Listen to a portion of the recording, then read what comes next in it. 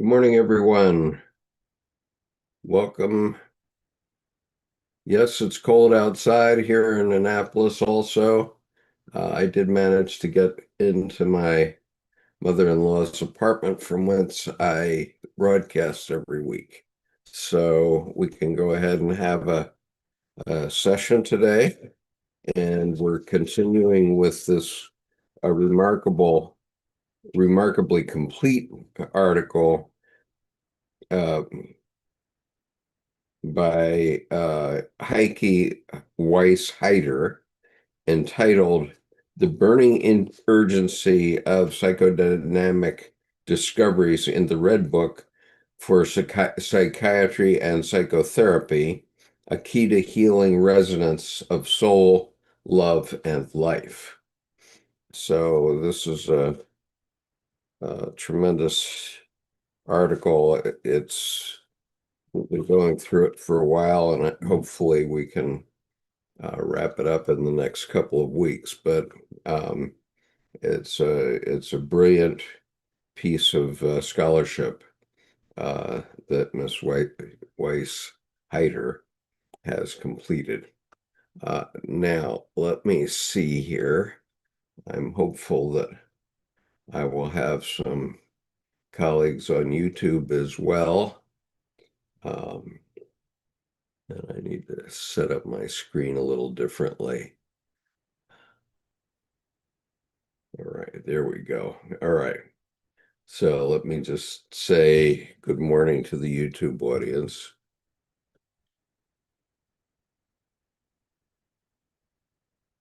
Okay, so we are good to go. And good morning, Art. Nice to see you today. I'm sure it's cold where you are, uh, because it's certainly cold here, and you're not so far away. Um, anyway, here we go. So I'm reading the part of the essay entitled "Opening the Egg: Distinction from God," and uh, I want to show you an image that is from the Red Book. Um, we have about 5 or 6 inches, 5 inches at the moment. It's nothing serious. And I prefer to have snow on the ground rather than ice. Um, and so let me just see where I am in my documents, because what I need to do is bring up my Red Book images, because we're talking about opening the egg, and that's an important idea. 17 degrees. It is 23 degrees here. And let's see what we got. Red Book images. Okay. Scroll through these pretty fast. Okay, so last week we were talking about Izdubar and the fact that um, Jung was able to uh, recognize that Izdubar is a fantasy, but fantasies are quite real, and so because he's a fantasy, he can be scrunched down to fit inside of an egg, and then he can be reconstituted in Switzerland when Jung gets back. And so uh, I'm going to show you um, the image from the Red Book that relates to this. Here it is. And as you can see, um, Jung is down at the bottom of the picture, bowing down to the egg, which is just, you can see the two sides of the egg in white. And here's this stream of power that's coming up out of the egg. Now, this stream of power is in the psyche. It's not in the physical world. But Jung comments at the end that, but there was an eggshell in his study when this session was over.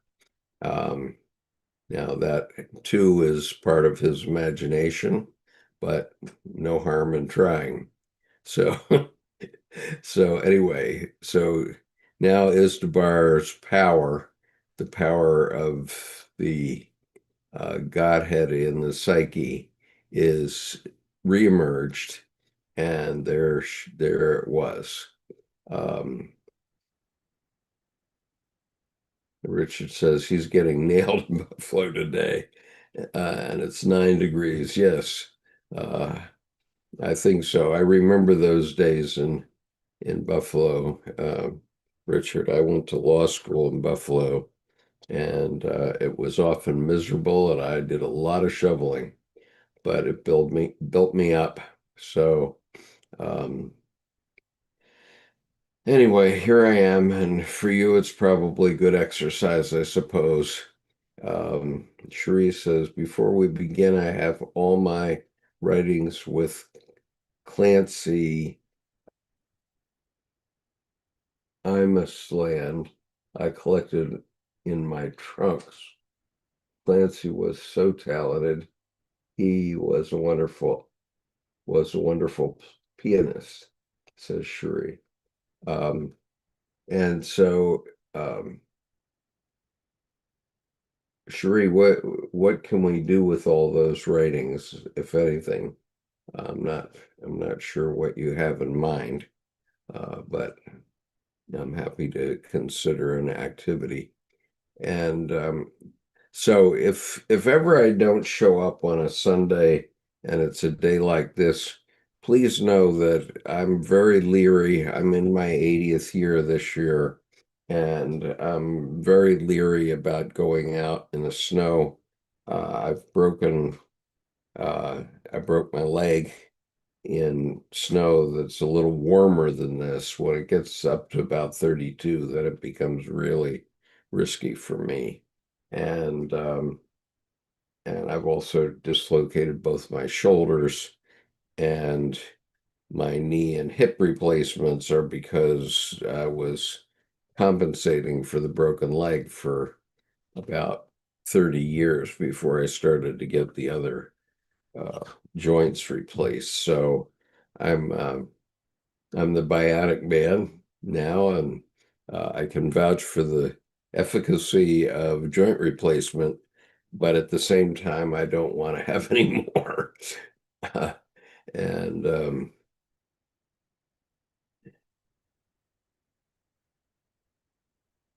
so Cherie says, I was speaking with him about Carl Jung and many and James Hillman. Okay. Clancy was so talented. He was a wonderful pianist. Um, and he was in, this was in the 90s. Uh, yeah, it's amazing how fast the 90s went away from us, because I think of things in the 90s like they were yesterday. And I look at the calendar and I say, oh my God, this is 30 years ago. And it's kind of embarrassing to not really have a concept of how long ago it was. And for people who are 30 years old, they think they're old already. Anyway, I'm doing pretty well. I'm still teaching school every day, full time, and having fun doing it. And and I think I'm learning to make a difference. And by the way, I wanted to mention a book which Debbie has been after me to read for most of the last year. And I finally got around to it a couple of days ago. I got an Audible version of it, which is just lovely. And the book is called Orbital. And if you haven't taken a look at this book, it is beautifully written. It is a beautiful book. There's the only other one that I can think of that even comes close to Orbital is Love in the Time of Cholera. I think that's the best novel I ever read because um, Garcia Marquez, who won the Nobel Prize for Literature, probably for 100 Years of Solitude, um, also wrote Love in the Time of Cholera. And it is a seamless book. You fall into it and you cannot figure out what's going to happen until the very last word. And if you turn to the back of the book and read the last page, you still can't appreciate. You cannot possibly know what's going on at the end without reading the whole book. And the last page, yeah, you could read it, but you won't appreciate it, and you won't let appreciate the last word in it until you've read it from cover to cover. And so I think that's the best novel I ever wrote. But Orbital, I didn't write it. Best novel I ever read. And it's a very good novel to read on Audible as well. I did not recommend the movie Love in the Time of Cholera because you something is lost in the translation into a movie, and they can't possibly express um, all the intricacies of the novel, the beauty of the writing and so on is not expressed in the movie.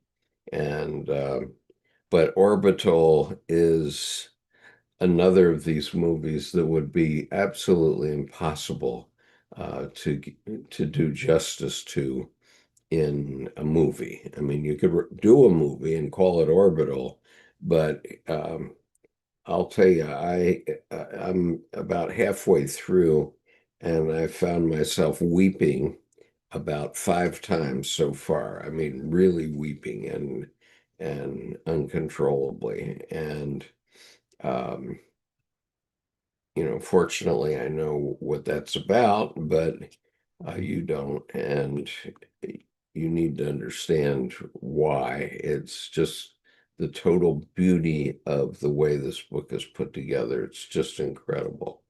So Orbital is the book.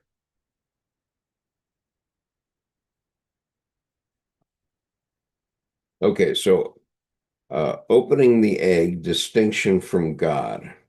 After opening the egg, Jung separates from Izdubar, and each is on their own thereafter.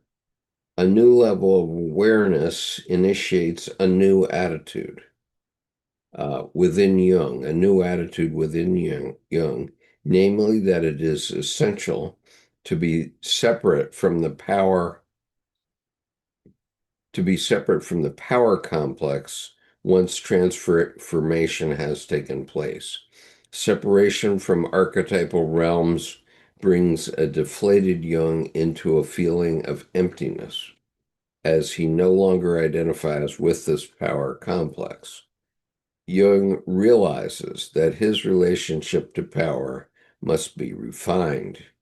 A feeling of emptiness after separation from archetypal identification is important, frequent, and a delicate occurrence in therapy. It represents a healing movement within psyche and should be distinguished from just another place or just another phase of depression, as is usually diagnosed. Even today, this knowledge is not present in psychiatry, which results in harmful, even devastating consequences. Okay, so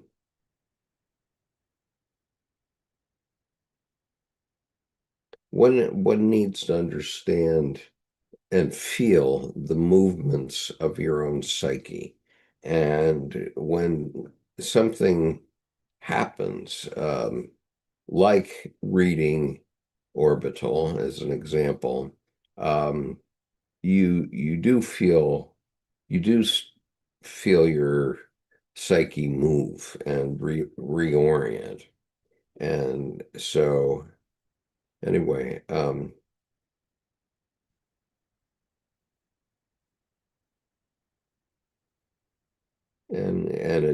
it's a shame that psychiatry cannot pick it up because psychiatry is too much into so-called reality, into the rational world, the physical world of our lives, and it doesn't appreciate what's going on in the irrational world, which is what's here.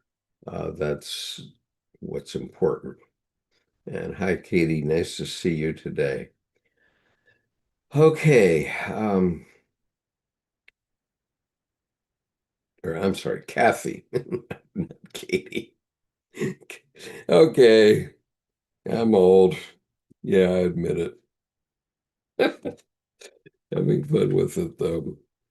Okay, transcendent function, auto-regulation. The symbolic act of enclosing Isdvar in an egg in order to transport him emerged as a surprising and unexpected factor. Totally spontaneous, a new point of view or orientation, or an unpredictable renewal of the situation open up. The apparent unity of the I is confounded by the opposite other of multiple figures. Out of this field of emotional entanglements, the third term is born in the form of a symbol that seems to offer a satisfying solution of grace and liberation from pressure as a result of the unconscious conscious collaboration.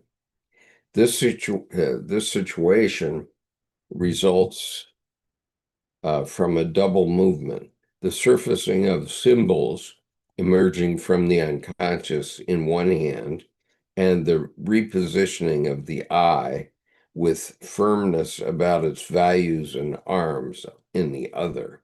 The relationship of the I with regard to the unconscious and its contents triggers this new possibility and action.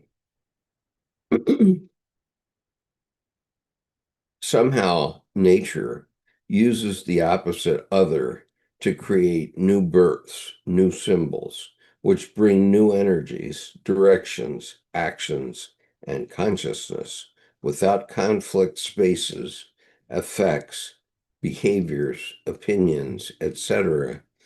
Just juxtapose each other in endless chains of repetitive loops as found in multiple psychopathologies. Therefore, it is critical to learn about these dynamics of conflicts uh, and their potential healing action in the building of consciousness. The growth of conscious personality disengages the goal of conscious personality distinguishes itself from the unconscious through mediating symbols. On the basis of these experiences, Jung later coined the term transcendent function. He experienced this function of auto-regulation and the compensation entering into relationship with his psyche in active imaginations and by observing spontaneous phenomena in his own and patients' dream series. Okay.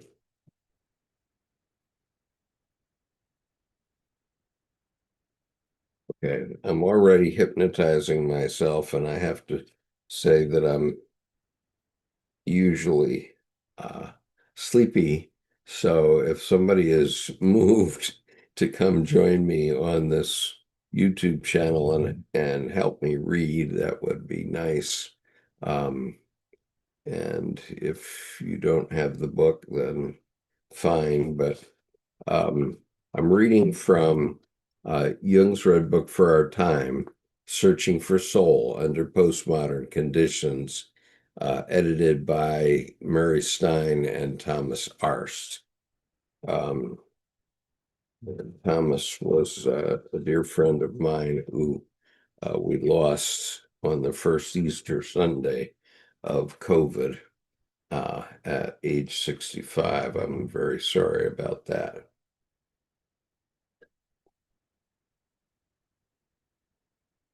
Okay. Oh, I know what I was doing. I was going to look for the link so that we can, so that you can join me if you're so moved. Um,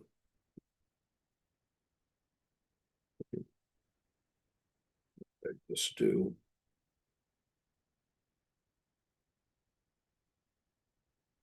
Yeah. Let me just find the link. And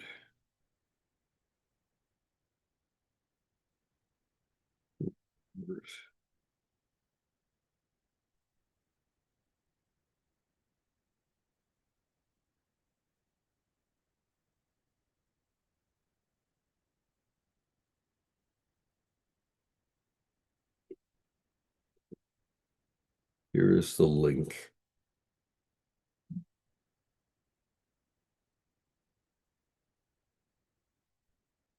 So you can join me if you're so moved. Please do. And there's a password here. We'll give you the password so that you can get on. And if you can tag team with me, that would be very helpful. And it helps to have somebody talking about this stuff, but um, I know that not everybody has the book. Um,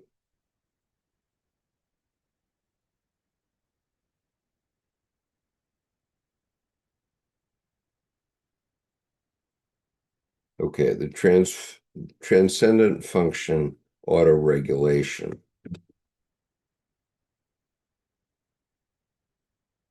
The symbolic act of enclosing Izdubar in an egg in order to transport him emerged as a surprising and unexpected factor, totally spontaneous, a new point of view or orientation, and an unpredictable renewal of the situation open up. The apparent unity of the I is confounded by the opposite other of multiple figures.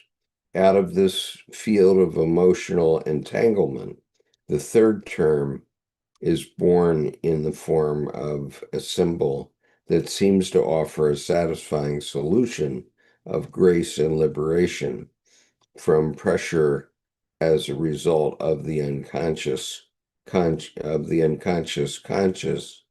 um, collaboration. This situation results from a double movement, the surfacing of symbols emerging from the unconscious on one hand, and the repositioning of the I with firmness ahead, its uh, with fir- uh, and repositioning of the I with firmness about its values and aims on the other. The relationship of the I with regard to the unconscious and its contents triggers this new possibility and action. Okay. Someone, somehow nature uses the opposite other to create new births. new symbols, which bring new energies, directions, actions, and consciousness.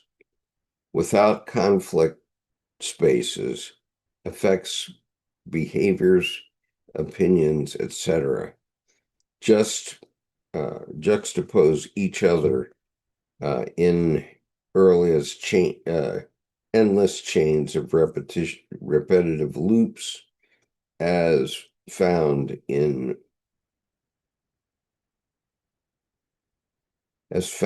multiple psychopathologies.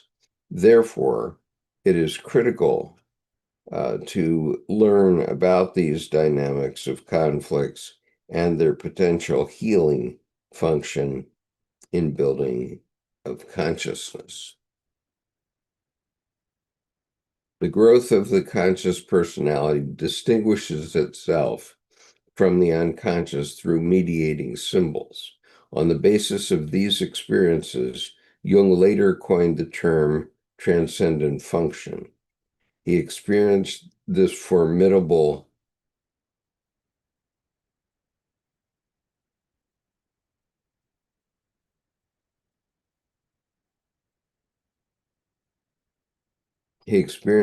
this function of inner regulation and a moral.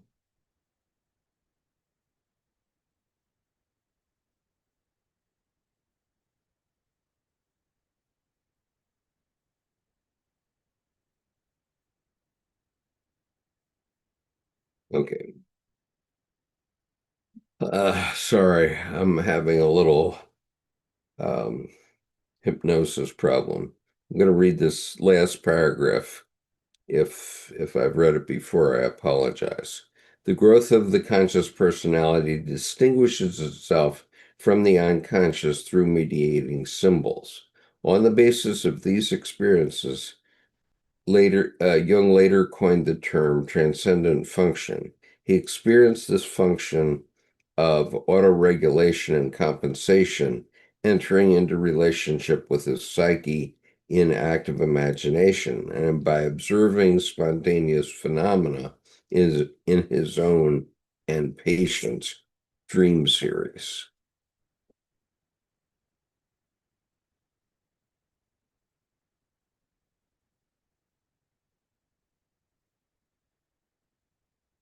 Okay, here's the next section is entitled Hell, and everybody's favorite place. um,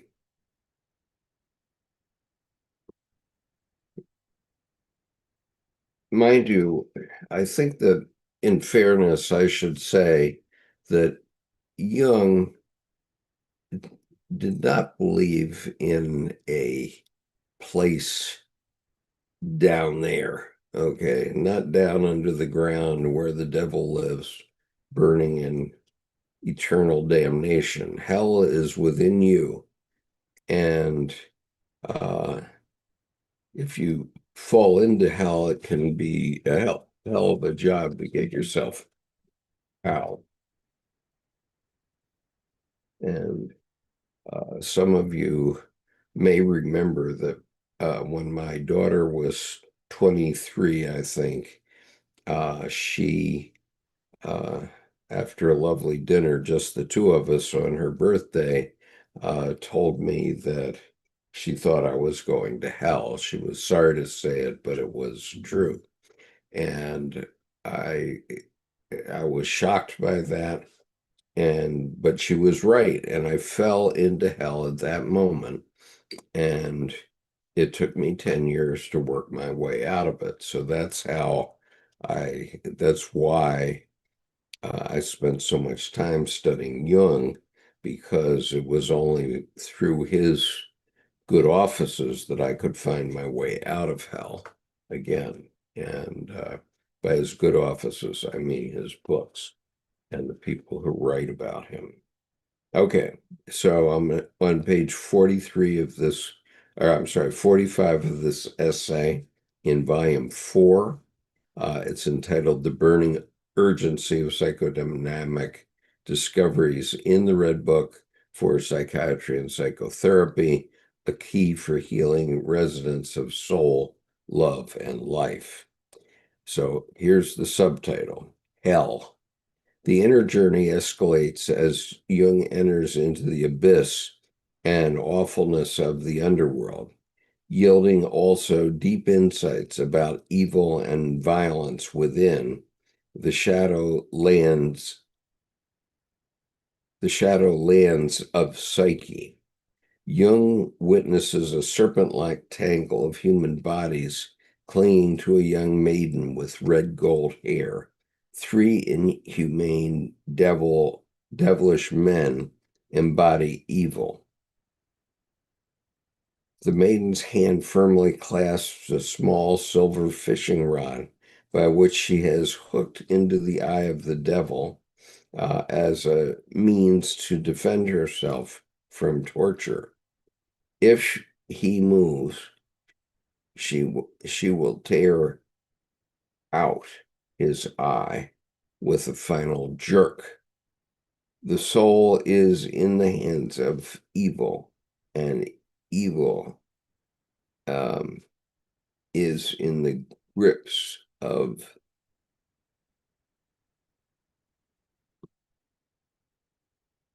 sorry, and evil is in the grips of what? Sorry. In the grips of the soul. All right, quote, "But why did my soul not tear out the eye of the evil? The evil one has many eyes, and losing one amounts to losing none.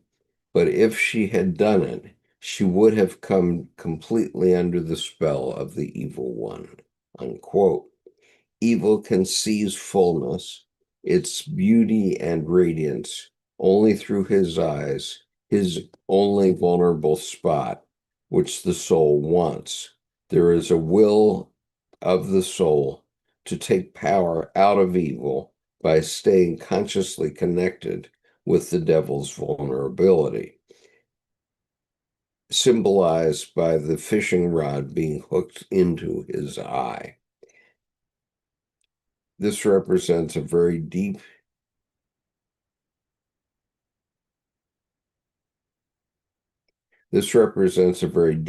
initiation in the confrontation with evil.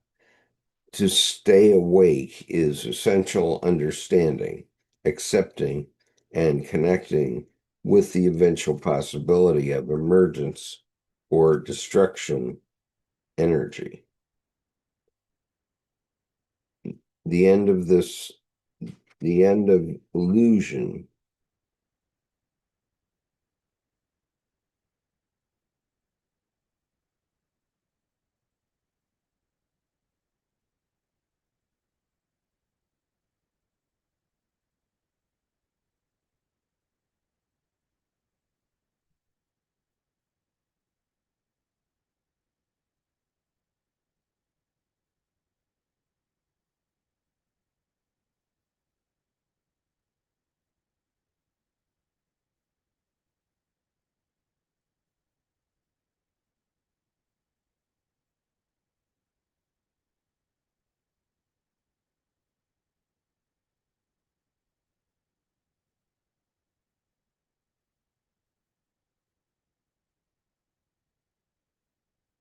sorry.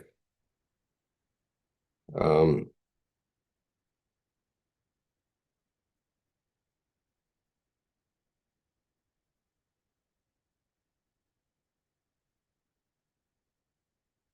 okay, this is very telling here because the next paragraph relates specifically to what just happened to me. I fell asleep. I was literally having a dream. And here it says, this represents a very deep initiation in the confrontation with evil. To stay awake is essential. Understanding, accepting, and connecting with the eventual possibility of emergence of destructive energy. The end of illusion is herein represented, along with the beginning of grasping the opposite reality of life. The who He who doesn't want evil will have no chance to save his soul from hell. Evil cannot sacrifice because he suffers from emptiness and lack. He cannot deny his own essence. Only fullness can sacrifice. We also need evil to destroy our fixed images of people, God, and the world. Out of this destruction, we receive fullness. Evil, too, is sacred. But I can sacrifice my will to evil because I previously received fullness. Therapeutically, a person only can go, therapeutically, a person only can let go of suffering behavior when positive inner aspects emerge, which allow new attitudes and acts to unfold within. The best intentions of a caring psychiatrist can't help enough. A defenseless, profoundly traumatized individual is exposed to repetitive abuse and destructiveness, mostly numinous and positively experienced archetypal contents. Carrying energy for change can help one to grow out of these demonic cycles. They should be urgently considered in treatments. When they are overlooked, unknown, or dismissed, the traumatized ego is overwhelmed and blocked in ongoing suffering. In those cases, underlying psychic potential for health remains stunted. Okay, let me just talk about our current um, affair situation in Minnesota, because uh, we can't just assume that the agents of ICE are all evil. Uh, yes, it was an evil act to murder two people now, right in front of our every camera that was present. Um, and those were evil acts.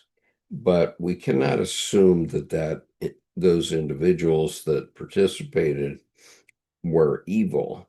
Uh, and um, and also, given the same situation, okay, with the same set of responsibilities, um, you have to ask yourself, would you too have pulled the trigger? Now, I can't say about that specific event, but I know that in in my past, um, not with respect to firing a gun, but I have pulled the trigger on lots of events that um, were potentially evil. And so you have to go back and examine your own life and decide what are those things that I have done that could be considered evil, and um, and then evaluate it from the opposite side, whatever you're thinking about it. If you recognize the evil in your actions, then good. Then you can start working on it and you can find the symbols for how to get yourself out of it, and out of hell. But first you have to recognize that you too might have done some of these things. And, I'm not saying necessarily on that one, but there's any number of things we see on the television every day that are just really atrocious. And interestingly, um, this series, The Crown, that we're now working our way through, um, is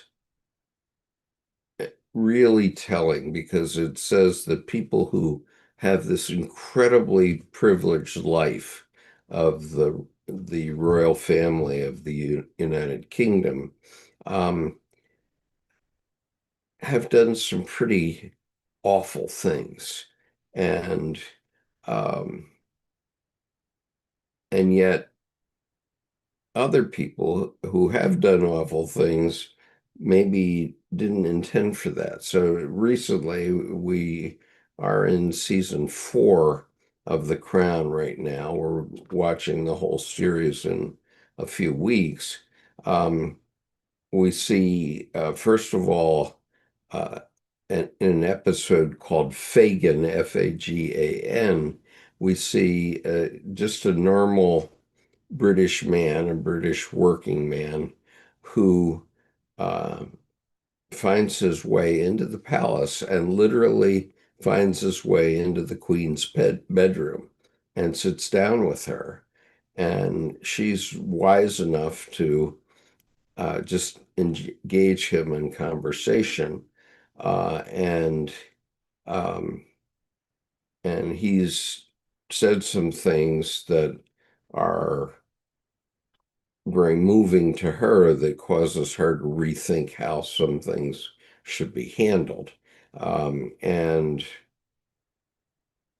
and so even though obviously breaking into a woman's bedroom who's not your wife, or even breaking into your wife's bedroom is in itself an evil act, if not wanted, um,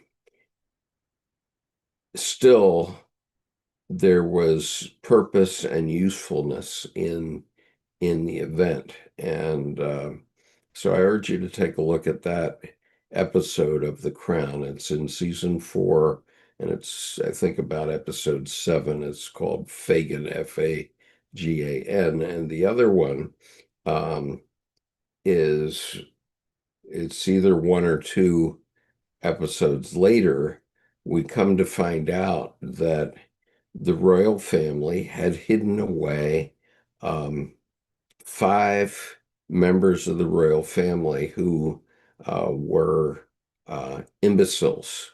Okay. And one of the big problems in Europe and the way they inbred the royals across all the nations inbred was that in Spain they created a royal lineage that had hemophilia, and in other places they created imbeciles because they didn't have enough diversity in the gene pool, and so uh, there literally were 5 cousins um, of the current royal family who were contemporaries um, of the Queen and of my mother. My mother was born the same year as Queen Elizabeth II.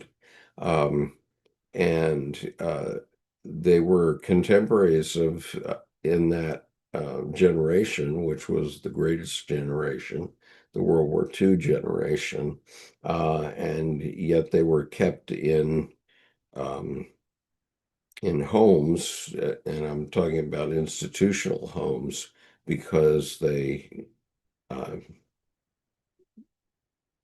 couldn't live in a normal environment.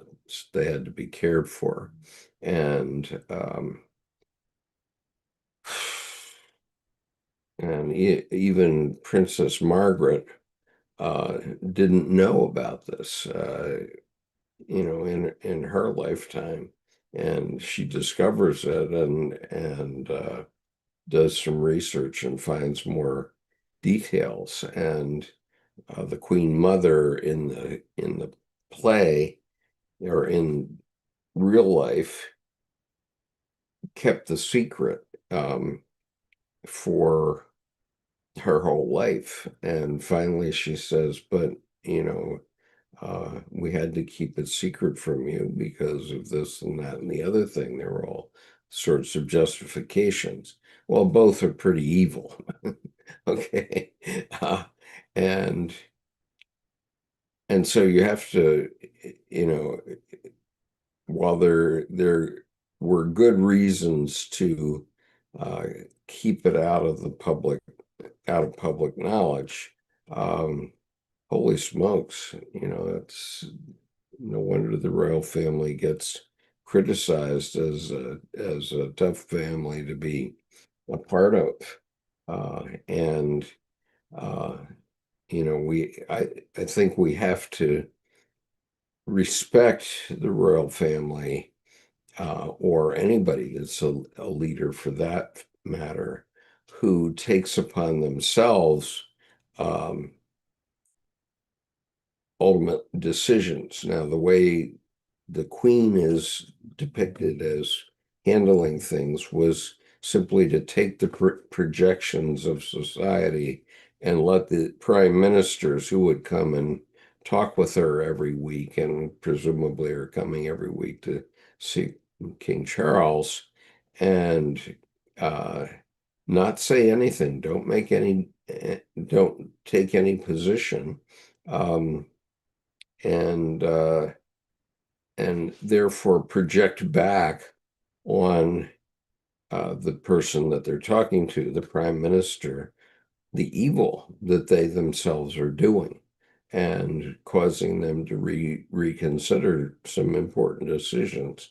And if you watch this series day by day instead of week by week, you really see a lot of these things coming out every week. There's more or less an example of it. And um, prime ministers are often persuaded to change their tune about certain things. So let me look at your comments now. So Richard says the abyss is purgation to me. Fine, however you see it is works for you, that's fine. Um, and Cherie says, I did watch your interview with the Reverend Paul Vanderklay about your religious background with Carl Jung, Man and His Symbols in 1990-93, Women Who Run with the Wolves, American Forces Coming Back. Uh, and Kathy says, hold your head up. No joke. Try it. And Cherie says, and your lawsuit, as you are also a lawyer, it was quite interesting. Richard, I'm watching Face the Nation and discussing ICE right now. Um, and Cherie says, Mandela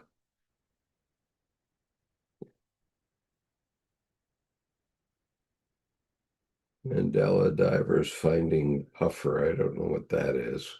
Um,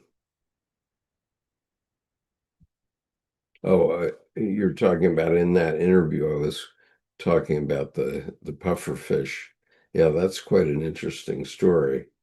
Um, and because in finding the puffer fish, we find an origin of mandalas that is, okay, it's not Mandela, it's mandalas. I'm sorry.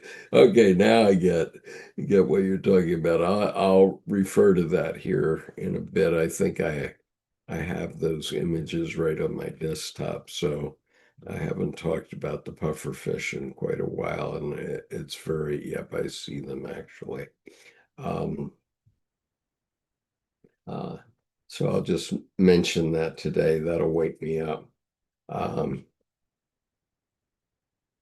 and Sherry says, you've definitely had an interesting life. Yes, I certainly have had that. Um, and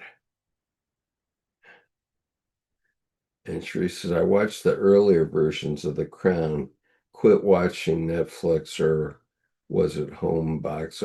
It's on Netflix, so that's where it is. Sheree says, Princess Margaret had an interesting life. She was the second to be divorced after King Edward. Yeah. And Sheree says, I met Dodi Fayed in New York when he married an actress and friend of mine who was a model, and they were only married 9 months. Interesting. Okay, well, Dodi Fayed, of course, was the son of the founder or the owner of Harrods department store um, in London, and very wealthy. And somehow he connected with Diana after she broke up with Prince Charles, I think. And so the rest of you know the story. And Richard says the peasant and the king are the same in the eyes of Jesus. Yes, agree. Okay. All right. So we were talking a moment ago about the origins of the mandala, and this was a very interesting topic for Jung. And he was looking for the earliest examples of mandalas in the human species. And during his lifetime, he made note of a mandala that was found somewhere in the Gambia or something like that, which which was made by native humans then, but then in Australia, they discovered a mandala that had been made in a cave. And I'm going to show you this mandala, which is very unique. And it was about 51,000 years old. This is the mandala. And it was made on the roof of a cave in Kimberley, Australia. And as you can see, it even has perspective in it. Um, so it looks like it's round and a circular mandala, but obviously it was done on a wall. But it added perspective so that it's as if the mandala were on the ceiling of the wall or of the cave. And so it's really, really an incredible piece of work. So that's 51,000 years ago. And what Shri was referring to was something else. And I'm going to share this image with you. So in the 1990s, in the Sea of Japan, or yeah, in the inland sea of Japan, I believe, maybe, um, divers were finding these mandalas, and they were 7 feet across, and they were perfect mandalas. And they could not figure out how those things were getting there. And they kept diving down to these things. They found a lot of them. And uh, ultimately, they did figure out what it was. And I'm going to stop that share because I'm going to show you what it was in fact. It was in fact the pufferfish. And the pufferfish is the one that if you have it at a sushi joint in Japan, which is the only place you can safely eat a puffer fish. If the chef doesn't know how to get rid of the very poisonous sac in the puffer fish, you will die before you walk out of the restaurant. And the puffer fish is only about 5 inches long, but it actually builds this mandala. And here in this image, you can see the fish actually doing its work. It's rubbing through the sand and causing these ridges that build up. And it takes them approximately 5 days to do this, to create this mandala, which is 7 feet in diameter. And then the lady pufferfish comes along and she lays her eggs right in the center of the mandala. So it's as in nature, everywhere in nature, the male does something um, to get the female's attention. And this is what the pufferfish does, which is to create this mandala. Now, the interesting thing to me about these mandalas is that um, the pufferfish and our DNA separated about 200,000 years ago. So going back more than 200,000 years, uh, in terms of instinct, this pufferfish was making this mandala that gets even our attention and just is amazing what it does. Uh, and it can, well, I guess it can appreciate, it can swim up in the water and look back on its mandala, but my goodness. And so the pufferfish does that to attract a female. And well, it's a lot better than the rough ways we attract females sometimes, or women in our lives.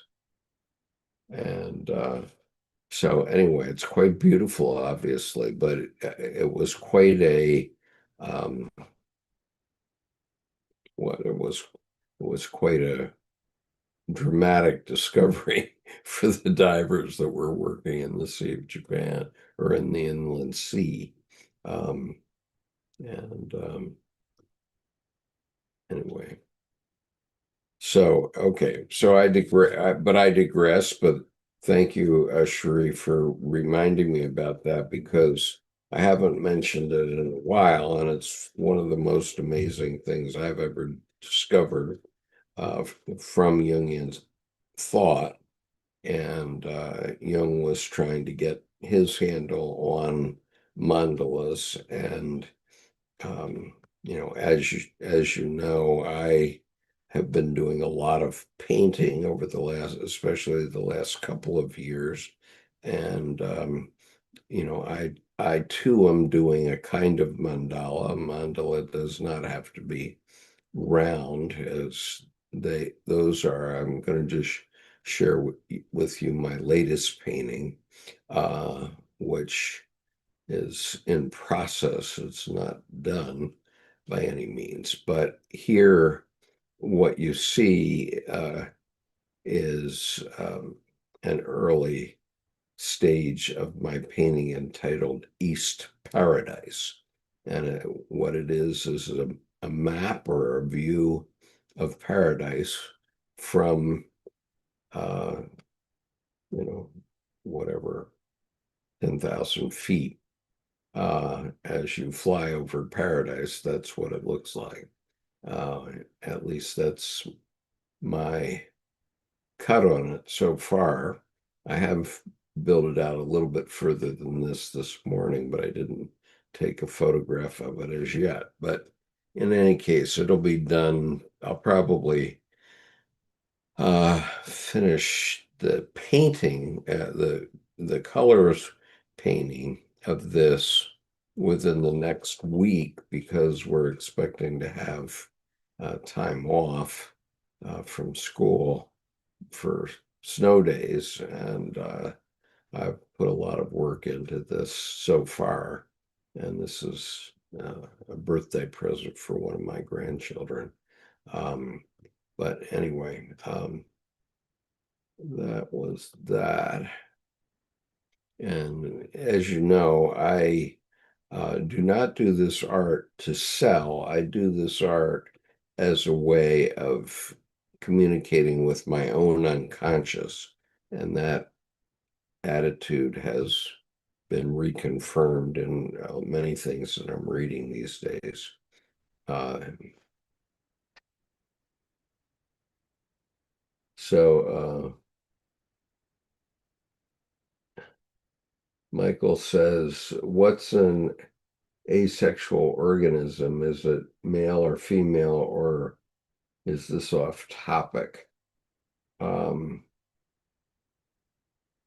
I don't know. An asexual organism would have to find some way to get. Well, I guess asexual organisms could be things like starfish, which can regenerate entirely. If, for example, if a starfish loses one of its rays of its star, it can recreate an entirely new starfish. And there are other creatures that are like that. And so, so it's not male or female. That's how it does regenerate.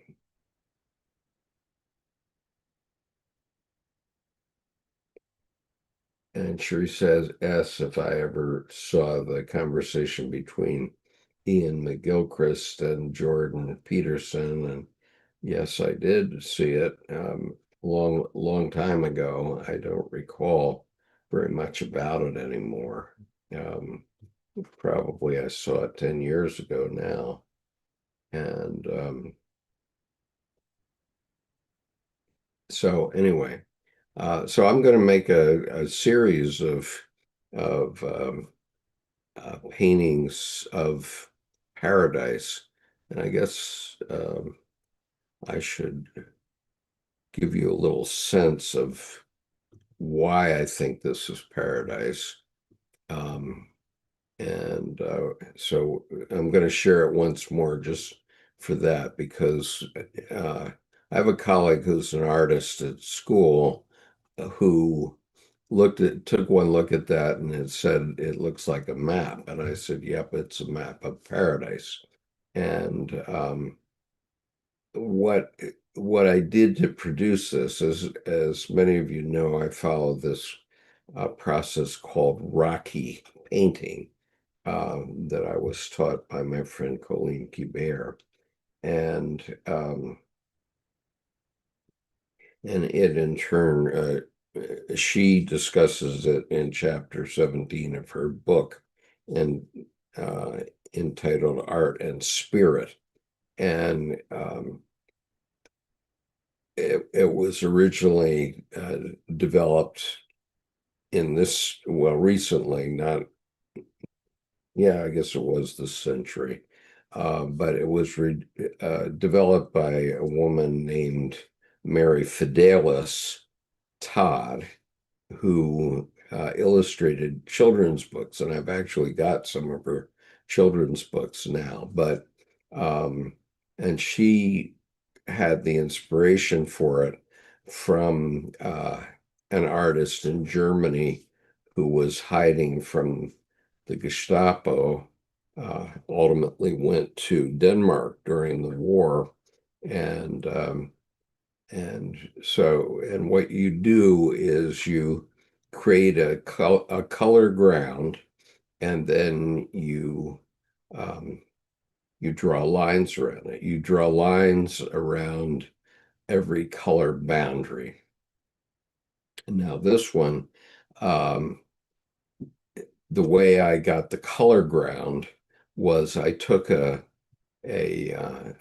3 tea bags, cooked them, and then I started to just dribble them over the water. And in some cases, I threw them um, at the paper. This is a large piece. It's uh, 18 high and 24 inches wide. And so every place that you see all these like spikes coming out of the shape uh, are just splashes coming out of the tea bags. And you see that I've started to encircle the color boundaries, and I do that with a fountain pen, believe it or not. And I found, as you can see in the center part, uh, sometimes when it's wet, the paint is wet, the fountain pen ink will bleed into the other color that you're working with. And I really am enjoying that particular aspect of it. But when I looked at this, I said, wow, this is like flying over lakes. Um, and you can see all the piers that people have, and some people, and I noticed that some people like to connect their islands. So I saw all these little islands um,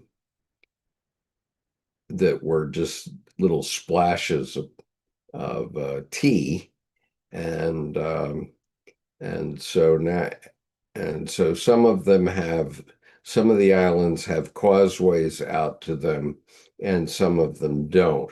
So, for example, here you see a causeway, uh, and um, and on the other hand, there are other islands which um, are alone. Like here's a pier with a causeway out to an island, for example, and here you see a causeway between islands and so on. So that's what I'm envisioning in this and I'm envisioning that in paradise, the water might be pure light, like the white here, and in some places it can be green and kind of uglyish in some places in paradise. So people get to figure out where they want to be, where their spirit will be in paradise. And so if someone were to take this painting uh, and just do some imagination, you could easily write 10 novels about this place and imagine the people that live on each of these islands and what their attitudes are, and how they feel about the other people, and all those sorts of things. All of a sudden, you got yourself a plot of a novel. And that's the way these things can feed upon one another. And so that's what East Paradise looks like. And um, we recall those of us of an age recall uh, a novel and movie called Peyton Place. You sort of get that in this painting. So anyway, that's sort of what my thinking is that pushes me along to do the painting. And I've been enjoying it, and I think I'm going to have a series of paradise paintings. This is Paradise East, and I'm really enjoying the idea. So I'll probably do Paradise West. I might do Paradise North and South because I still have 5 grandchildren who need paintings. So that's my thought anyway. Um, let's see.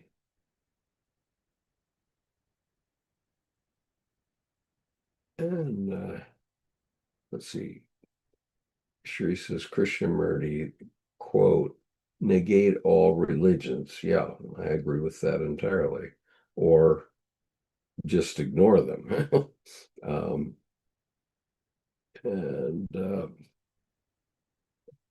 you know, um, obviously religions were necessary to to help people develop their spirituality back in the day. And I'm talking about 3,600 years ago and more.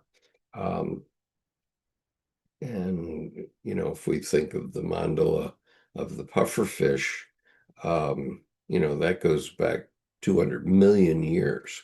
Um, yeah, I'm sorry, it wasn't 200,000 years that it's separated from us. It's 200 million years that their DNA separated from us human beings.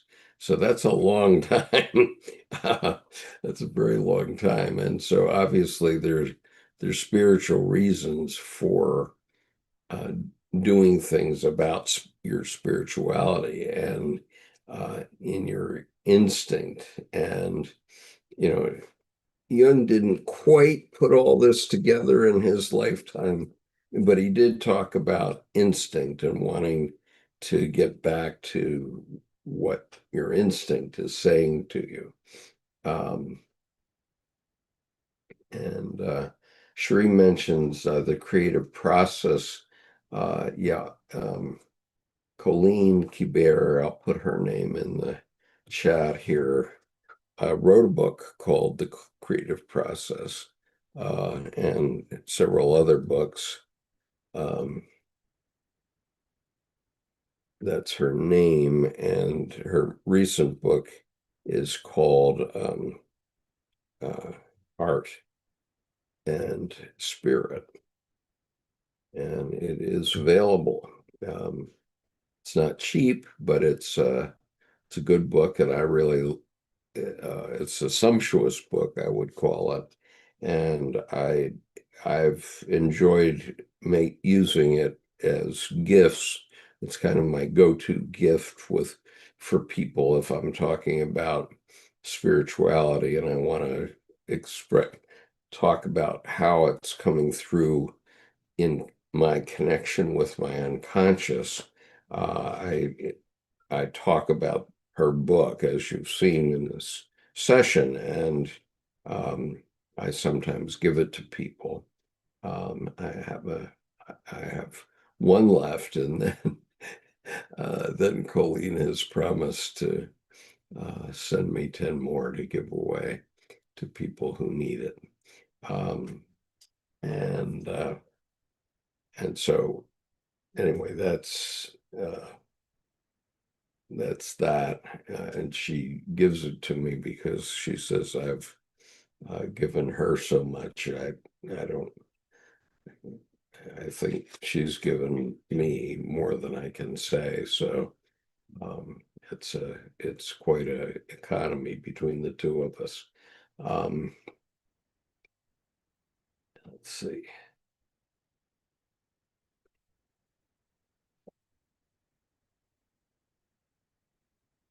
So okay, I'm going to go back to this now. Let's see. The nearer and Cherie says the nearer we get to that central mystery of art, the more obvious it becomes, as Jung often remarked, there is nothing personal about it.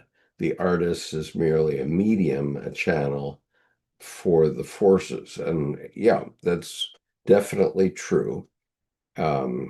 I don't um,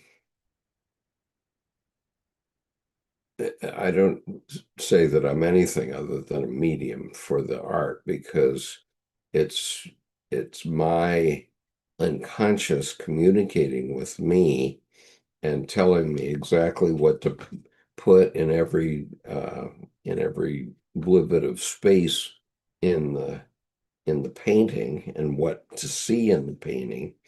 And when you look at it, it can mean something entirely different because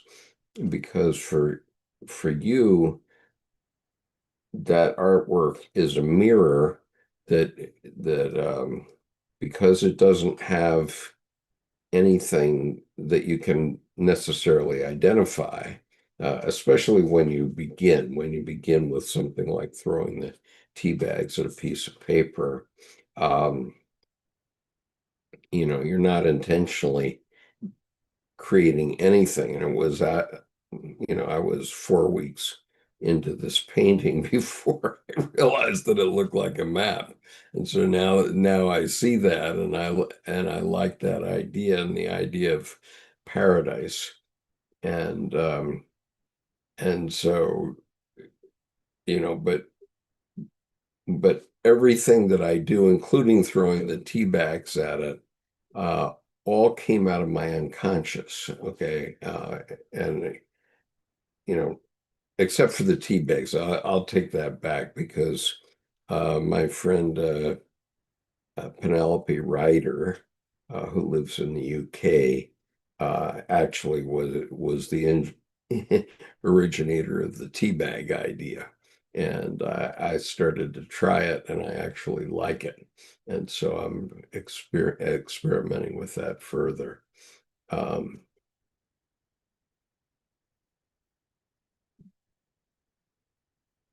My, Michael says everyone is teabagging now, unwittingly. Yeah, that's right. It's the way it goes. It's the life. Uh,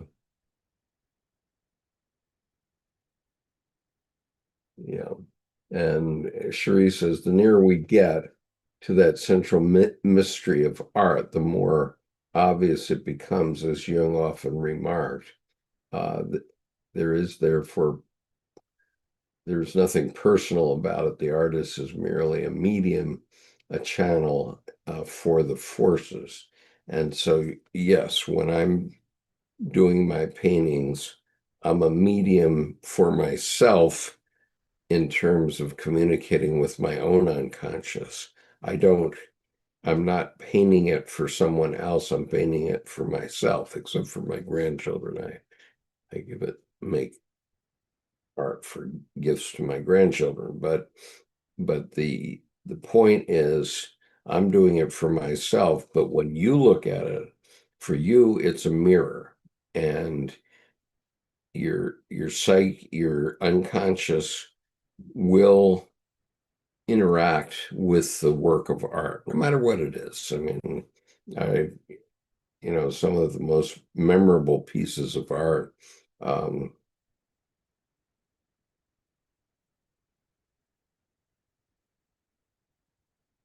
obviously, um, the thinker, um, and many other pieces like that, um, cause us to really think about what it is that's being thought by the thinker. And I'm sure everybody interacts with that differently. Um, and Kundalini King says, I've been reading James Hillman's A Terrible Love of War. Yeah, great. Tell me how it comes out, because I have it on my living room or my dining room table, but I right now I can't find it, and I'm only about halfway through it. Um,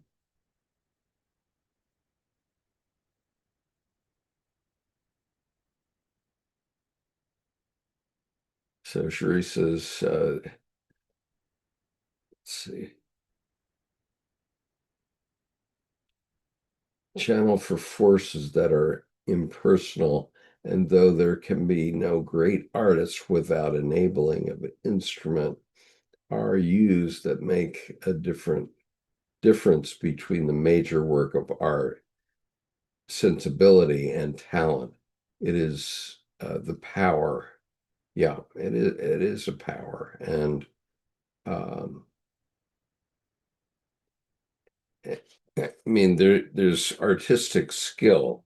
I mean, for example, I want to see if I can find an image that will, just a moment, uh, express what I'm talking about.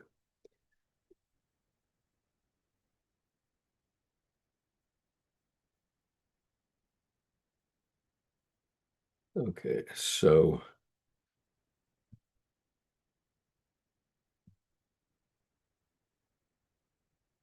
right. So I want to show you the website of Tim Holmes, who's my artist friend and who's guided me along these things for a long while.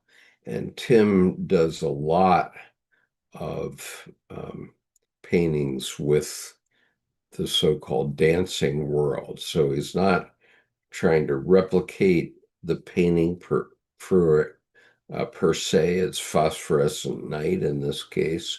Um, but he's expressing something in nature, and this is obviously from his unconscious, but I think his work is quite wonderful. He calls it his dancing world pieces, and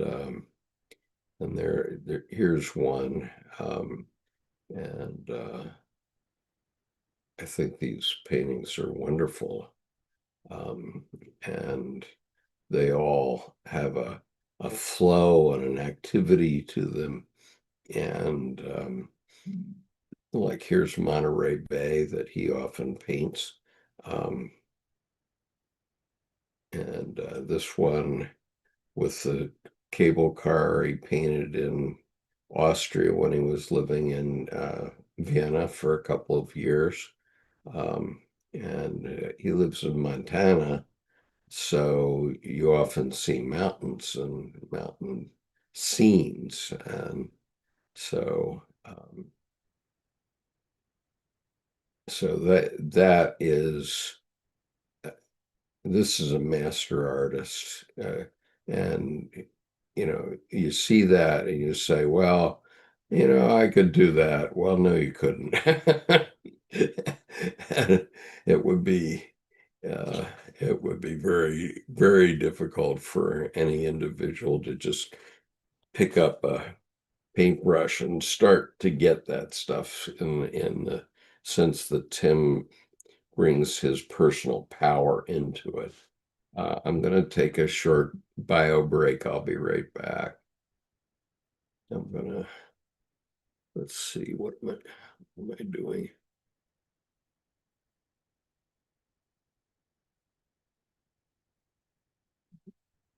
Well, I guess I don't know what I'm doing, so I will just be back in a moment.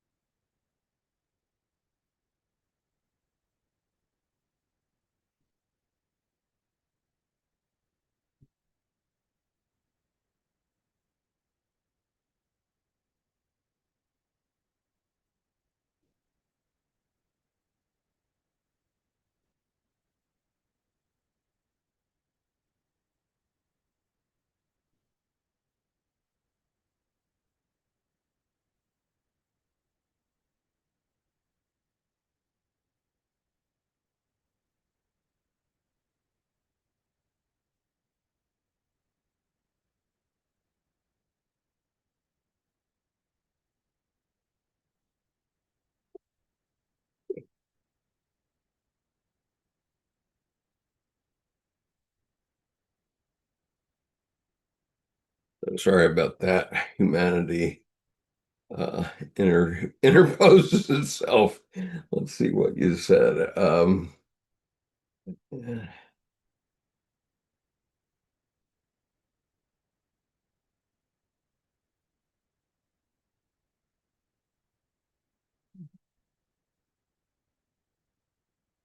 So Kundalini King says it's a dense read. Yeah, I guess it is, especially if you haven't thought about Jungian ways of looking at the world. It can be difficult.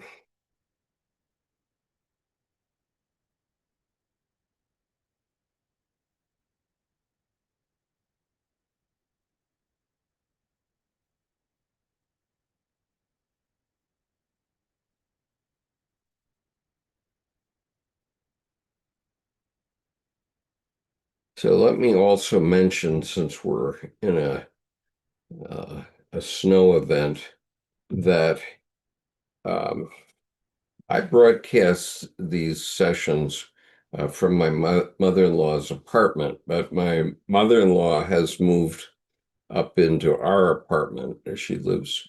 We live just above where she was living since 2005. And I do the broadcast from her apartment. And on a day like this, I have to look outside and decide whether I think I can make it over here or not. And so if there's ever a weather event in the Washington, D.C. area and I don't show up, it's because I don't want to go outside to come over here so that I can do it. I could do it off my cell phone, but it wouldn't be as pretty. And um, it, I have done it in the past from my cell phone, but then you would have to just get to it by, well, just by looking at this YouTube channel, and it would be coming through uh, directly. Let's see.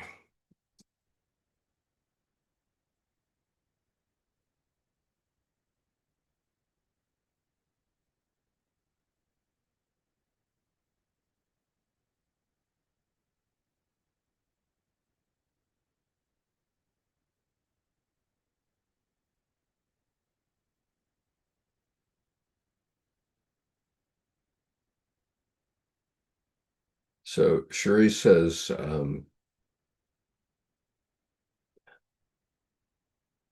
the art, the forces are impersonal, and though there can be no great artists without enabling an instrument that make a difference between the major work of art uh, of sensibility and talent.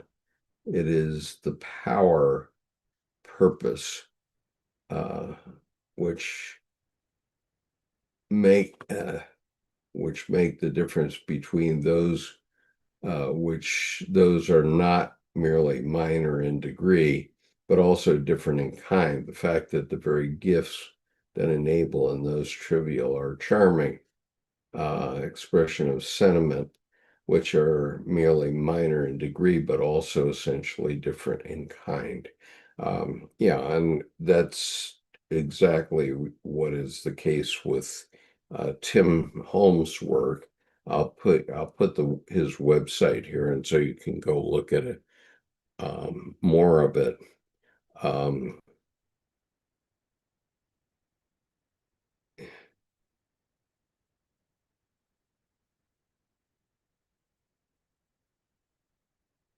and the fact that the very gifts that enable other works of art are often used by the same artists in minor effects or as authentic exercise cannot blind us to the radical difference.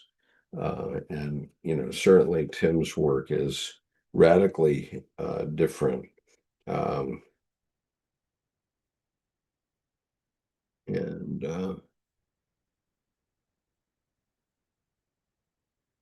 The one reason that I may at some point stop broadcasting is that I'm currently losing my mind.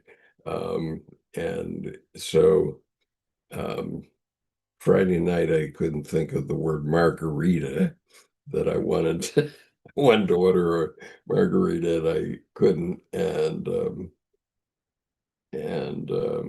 just now I couldn't think of the name of Rodin, even though I could think of his painting, or of his sculpture, The Thinker. And yet he's one of my favorite artists and one of Tim's favorite artists as well. Um, Michael says, "Have you ever read James Fenimore Cooper?" Yeah, I read I'm from the leather stocking part of um, upstate New York, and so yes, I've read lots of James Fenimore Cooper, but I read it, I guess, in high school or maybe in college. I don't think I've read it since then. It's remarkable work, of course. And in fact, the famous poem um, Hiawatha. Um,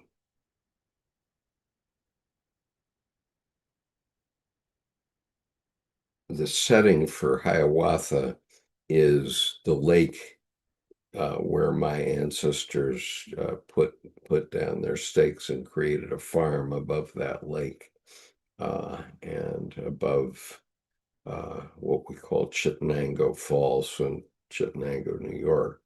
The farm is right between Cazenovia, New York, and Chittenango, New York, and that's definitely James Fenimore Cooper's region. Um,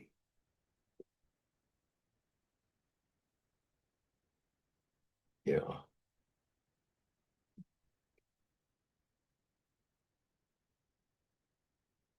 So anyway, if you want to be a famous artist, uh, the key to that is just to start. And many famous artists um, are not known in their lifetime. And one is Vincent van Gogh, who only sold one painting in his lifetime. I've sold more than that in my lifetime now, and yet uh, he did 1,000 paintings. Van Gogh did, and he in Amsterdam. There's a whole museum dedicated to only his work, and so um, the in order for an artist to become well known, he or she has to be willing to put a lot of time into it and master the craft and then forget everything. And so, I can't say that I've mastered any artistic craft, but um, now when I'm painting, I'm not even trying to follow any tradition per se. I find that I know a lot of things about watercolor painting now, but I've forgotten it all, but I just do it.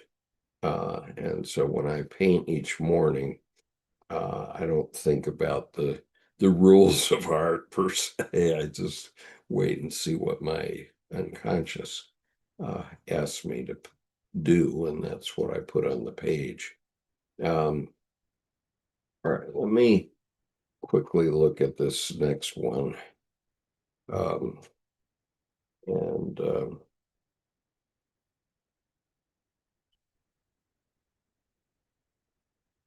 I think I want to hold this for next week because we are up to what is called the sacrificial murder. And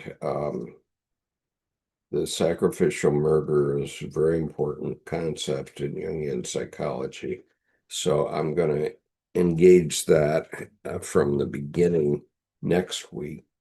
But uh, and partially, I'd like to end this a little early today, only because um, the weather outside is not nice, and it's we now have an ice storm coming down, and I want to spend a warm week with my wife and my mother-in-law, who's now 95.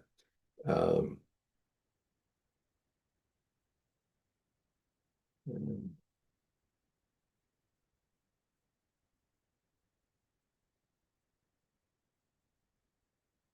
right. So it's great that we're sharing favorite artists and works of art. Obviously, um, if you're an art, there was a good line in the movie Frida. Frida Kahlo, who was married to Diego Rivera, and Frida asks whether she's an artist, and Diego says, "Well, if you're an artist, you have to do art, and you will always do art. And if you're not an artist, you won't." It's simple as that. And I thought that was a great insight. Um, Obviously, Frida had a very troubled life in many ways. She had, uh, I think it was Trotsky as a lover at one point, and so she definitely was in the thick of it. Um, but she painted her truth, and today, 100 years after her death, I think, something like that, nearly 100 years after her death, she is one of the most famous artists ever and is indeed immortal. And so, one of the reasons for doing art is to be immortal. And Andy Warhol um, once said, if you want to be immortal, you better make something that outlives you.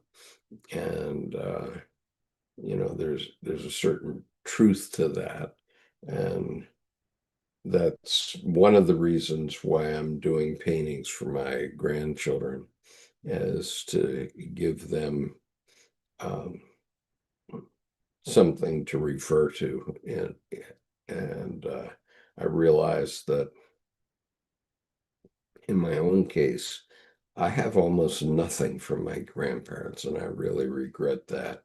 I have a few pairs of cufflinks from my two grandfathers, and I had a gold watch from my grandfather who worked on the railway, and I had my grandmother's engagement ring, um, which was a huge diamond, a couple of carats. I finally gave it to my youngest daughter because she had complained that, because she was younger, she hadn't gotten her share of the booty after people leave, and so I've been trying to make it up to her. I gave her a power boat, and I gave her a diamond, um, and the power boat is a two-engine, 450 horsepower um, Chaparral 27-footer, so it's a non-trivial power boat. But after I had paid it off, I was getting too decrepit to actually use it, so I gave it to my daughter, and I'm glad I did. And Cherie says she loved Frida, and I loved Frida, and I love uh, the movie Pollock even more. In both cases, the artists who uh, performed in those movies. Uh,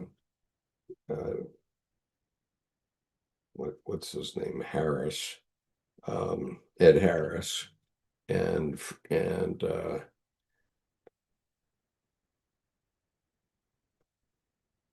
can't remember the name of the actress who starred in Frida, but anyway, both of them had taken on these projects. They both thought there should be movies made about their lives, and so they both were instrumental in getting the script written and getting it produced, and then they starred in those two movies. Ed Harris and Salma Hayek is her name, um, who did Frida, and they both committed about a decade of their lives to get those two movies made, and they're excellent movies, and uh, you know, add to their own immortality and obviously the immortality of the people that they were talking about.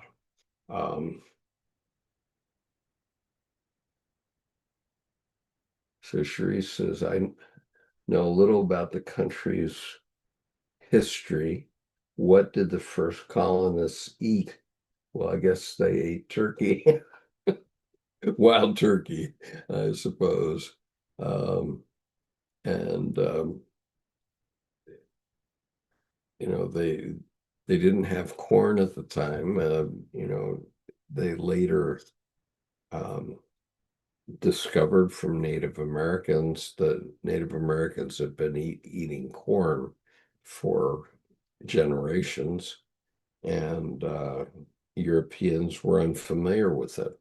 And so they got informed by the Native Americans, and you know, they were all of them were um, trapping and hunting, so they were eating venison, and they were eating rabbit. I've never had rabbit, but I'm sure it does the trick if you're hungry.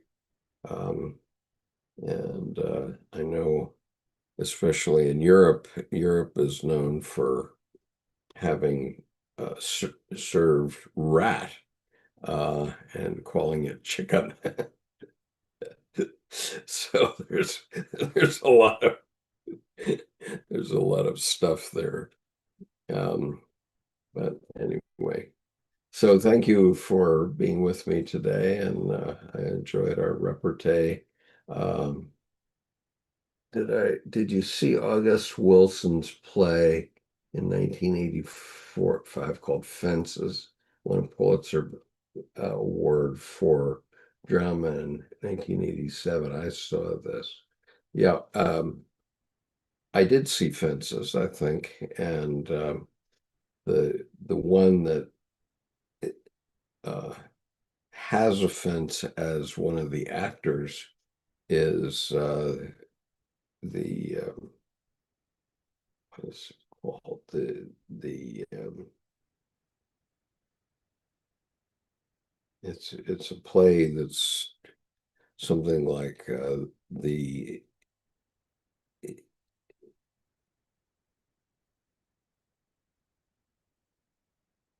oh, the Fantastics it's called.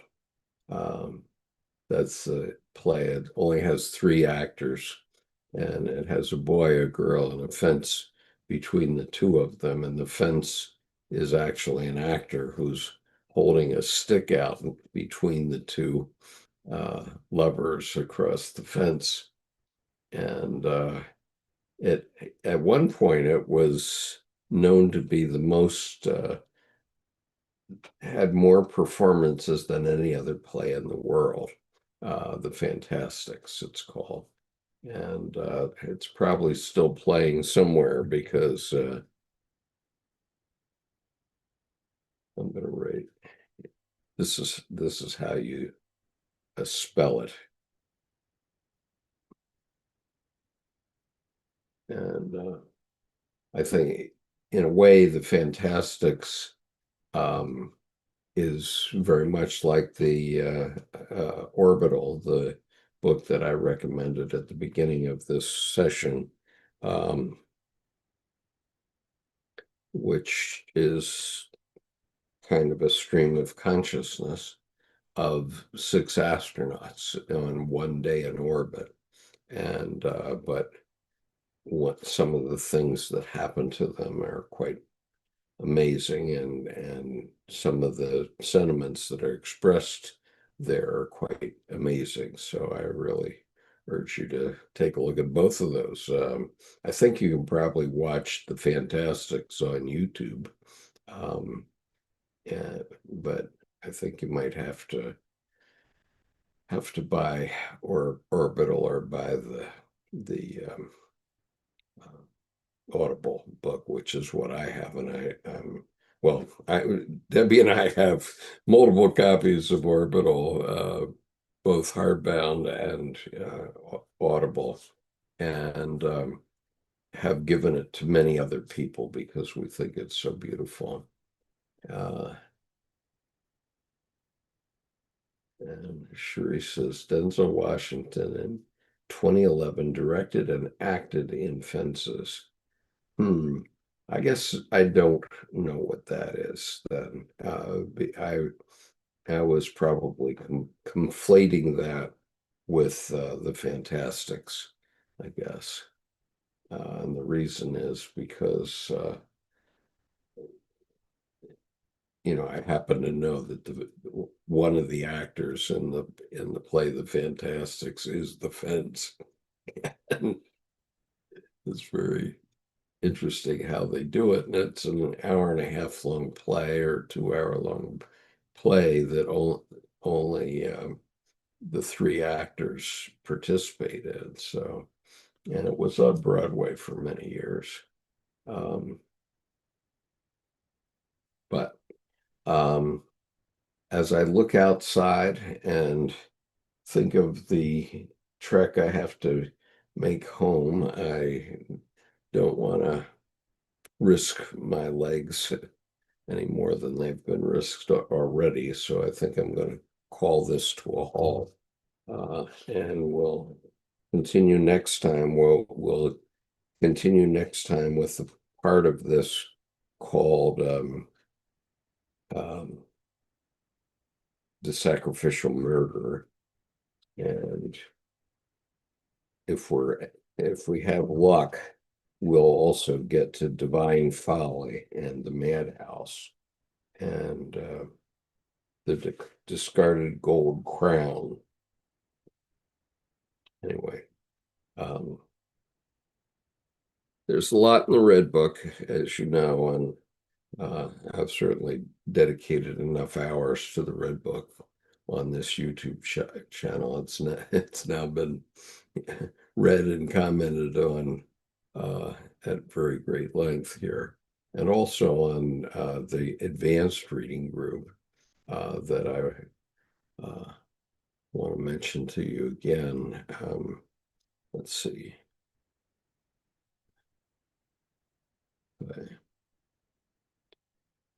I just want to get the link.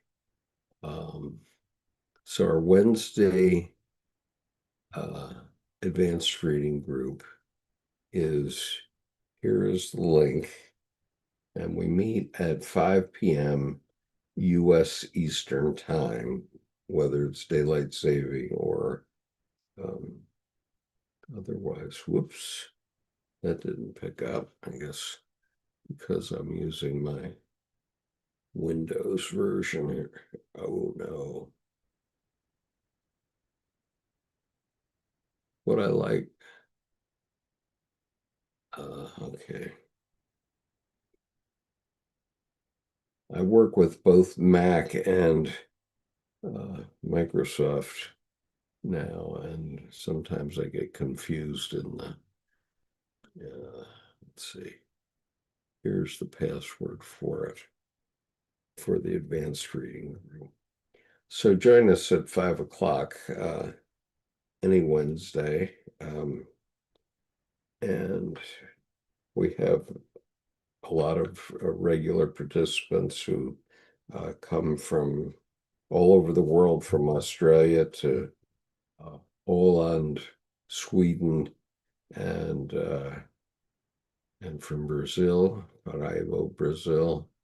And so we have quite an eclectic group of people that participate. And I definitely like to invite those who stick with this session on Sundays to join us on Wednesday as well, even if you can't join for the whole thing. If you're working until 5 or something like that, if you come, we're usually online until about 7 U.S. Eastern Time. Um,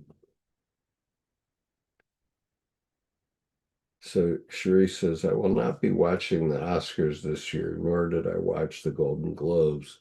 Too much corruption in Hollywood. I gave that up several years ago. Well, not only is there corruption, but it's too much um, reliance on explosions and warfare and so on. And Hollywood has gotten lazy and hasn't really done good pieces like Frida or Pollock, for example, about individuals, which we could have done. We've done a few, but not not enough, and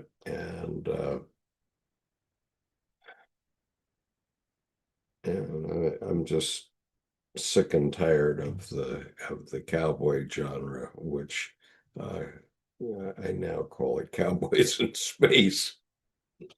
I've had enough of that, and but I think that if you're of a certain age, it might be interesting still, because I learned a lot from movies. I think I estimated that I've watched over 3,000 movies in my time, and I'm talking about real theater movies where you can buy popcorn and the whole bit. I estimate that I have gone to see about 3,000 movies in my time, and yeah, and I've learned a lot from them. There are a lot of things to be learned from movies. When you can't have the direct experience, the vicarious experience of a movie is very helpful sometimes, very often. Um, and Yeah, the movies are the good old days, definitely, because um, the movies today, I mean, okay, I thought Oppenheimer was good. I did, and I think I'm a fan of Daniel Day-Lewis, who is a method actor who's very serious about his craft. And so he did Lincoln, he did Oppenheimer, and so on. And is that right? No, I guess Daniel Day-Lewis didn't do Oppenheimer, but he did Lincoln. And actors that follow that method of acting are really the best, in my view.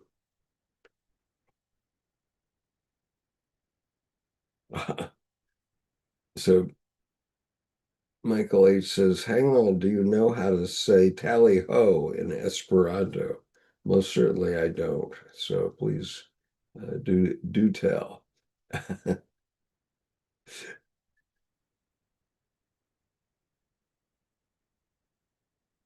Tally ho in Esperanto. In watching The Crown, of course, every so often there's some scenes of polo, however, from whence the tally, or no, uh, I guess tally ho comes from fox hunting, but not from polo. So I'm just not sure. Um, but anyway,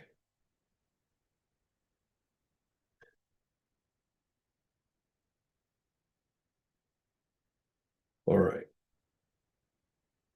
I, I I know that there's a delay on what you're seeing on YouTube, and so I was sort of holding the delay for Michael to see if he responded on what the word for tally ho in Esperanto is, but I just don't know. So I'm going to move on and wish you all a warm uh, winter storm day. And I'll so Michael, I'm going to end this, but that means you probably have a minute and a half to answer on the YouTube channel to have it on the chat. And oh, Cherie is offering a joke. Tell us the joke, Cherie. And I'll delay a moment longer for the joke. We all need something amusing to get us through the day today because of the horrible crap that's going on in Minnesota right now. It's just really troublesome. And Debbie and I are often saying, boy, we're glad our dads didn't live to see what Trump is doing with the country. It's just shocking. And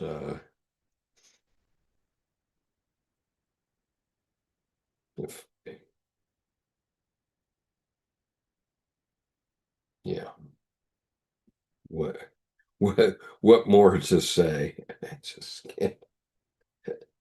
Uh, I election day 2026 can't come soon enough for me.